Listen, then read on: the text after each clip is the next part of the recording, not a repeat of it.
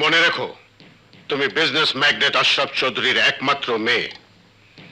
আমি চাই তুমি তোমার স্ট্যাটাস বজায় রাখবে, এমন কিছু করবে না যা আমার কাছে গ্রহণযোগ্য নয়। বাবা, সাজু একটা গ্রামের মূর্খ ছেলে, তার সঙ্গে তোমার মেলামেশা চলাফেরার একটা লিমিটেশন থাকা দরকার। বাবা ভুলে যাচ্ছ কেন? আমরা সবাই কোনো না কোনো সময় গ্রামের মানুষই ছিলাম, গ্রামে আমাদের জন্ম।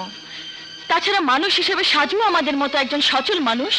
সে মূর্খ, কিন্তু সেই মূর্খ গ্রামের ছেলেই একদিন তোমার মেয়ের সম্মান রক্ষা করে যে মনুষ্যত্বের পরিচয় দিয়েছিল, তার জন্য আমি তার কাছে চিরঋণী। আর তাই আমি সাজুর সঙ্গে শুধু মেলামেশাই করি না, তাকে পছন্দ করি। এরপরেও তুমি যদি বলো, তাহলে এই মুহূর্তে সাজুকে বাড়ি ছেড়ে চলে যেতে বলবো, এবং সে চলেও যাবে। কিন্তু বাবা, আমার মন থেকে কোনোদিনই সাজুর স্মৃতি মুছে ফেলতে পারবো না, তাকে কোনোদিন ভুলতেও পারবো না।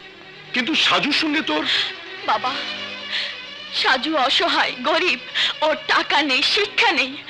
আমি জানি তোমার মতো বিজনেস ম্যাগনেটের একমাত্র কন্যা সুমিকে পাওয়ার যোগ্যতাও নেই, কিন্তু আকাশের মতো বিশাল একটা মন আছে তার।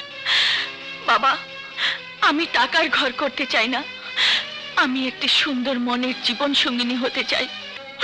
কাঁদিস নে মা, কাঁদিস নে। তোর কান্না যে আমি সইতে পারি না। তোর সুখীতে আমার সুখ, তোর সুখে যে আমি সুখী। বাবা, হ্যাঁ মা, হ্যাঁ।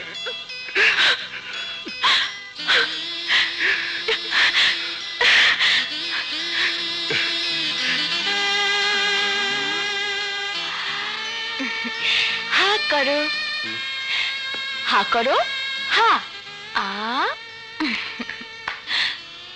আশ্চর্য, মিষ্টি খেয়ে আবার তুমি পড়তে শুরু করলে? তুমি জানতেও চাইলে না এই মিষ্টি তোমাকে কেন খাওয়ালাম? বড় লোকদের বাড়িতে মিষ্টি, দই, পোলাও, কোরমা খেতে কোনো কারণের প্রয়োজন হয় না। আচ্ছা সুমি, তুমি নিজেকে কি ভাবো? ভাবো তোমার এই ঐশ্বর্য, ধন সম্পদ আর প্রাচুর্যের মোহে আমি তোমাকে ভালোবাসবো? কখনোই না। এটাই কি তোমার শেষ কথা? না, আমার কথা শেষ হয়নি। কি বলতে চাও তুমি? শুনতে চাও তুমি? হ্যাঁ হ্যাঁ, আমি শুনতে চাই। তবে শোনো, আমি শুধু তোমাকেই ভালোবাসি। সত্যি? সত্যি সত্যি